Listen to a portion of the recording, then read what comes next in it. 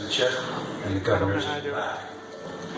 So, we have the bullet wound in the back of the president that I told you about, that they found that evening, about 5.5 inches below shoulder level, in like this. So to begin with, the exit wound is here, the midline of the neck.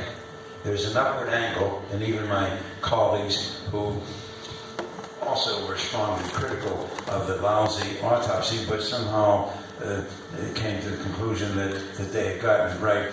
There's an upward angle of 11.5 degrees. Remember, Oswald, according to the Warren Commission, he's the shooter. There he is, up there. 6th floor window. The bullet is coming from back to front, right to left, and up downward. Got that? That's what we do when we describe the trajectory of gunshot wound cases.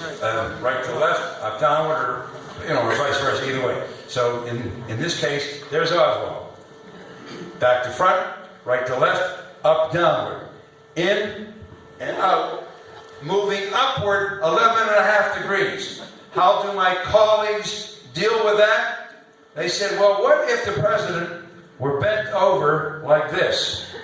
The bullet came in, you see then, the bullet, when the body's back here, it looks like it's moving upward, but it actually was moving down. Well, guess what? Go to the Zapruder film. The president was not tying his shoelace or scratching his groin. He was sitting up and he was waving and looking at the crowd. So that's for openers, is moving upward. The bullet comes out and it still hasn't struck any bone. It's moving to the left.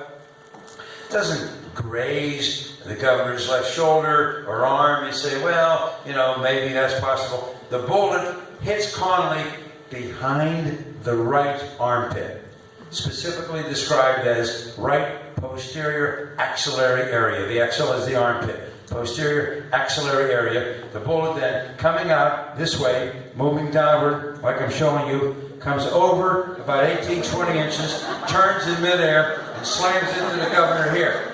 Goes through his chest, penetrates the right lung, destroys 4 inches of the governor's right fifth rib anteriorly, exits below the nipple level. The governor is holding the white Stetson hat. Governor, look at your crowd. They love you. Okay? He's sitting like this. And this is not Wecht's interpretation. Go to the Zapruder film. It's clear. This is the Stetson hat. The bullet exits below nipple level. And by the way, that's why in my recreations, the woman is always the president. It actually used to be that way, but there was an incident. And I'm waiting for Sophia Loren. She's going to come. The bullet exits below nipple level, turns up and around, slams into the back of the wrist. There are two bones that come from the elbow to the wrist, the radius and the ulna. The radius broadens at its base. Remember, Connolly was 6'4", big bone Texan. Not talking about some little 100-pound guy. It's a big bone. Shatters. A comminuted fracture, a fragmented fracture, the distal end of the radius there, exits from the front of the wrist, goes down and penetrates into his left thigh, and somehow falls out of his left thigh.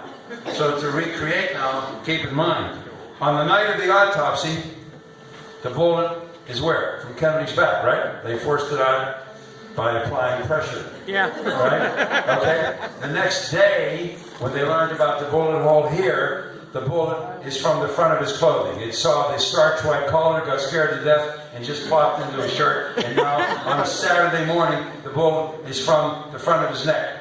5 months later, the bullet's been rejuvenated, re-energized, and the bullet now has done all of these things. And now the bullet, the stretcher bullet, Commission Exhibit 399, the hero of the single bullet theory, is from Connolly's left thigh.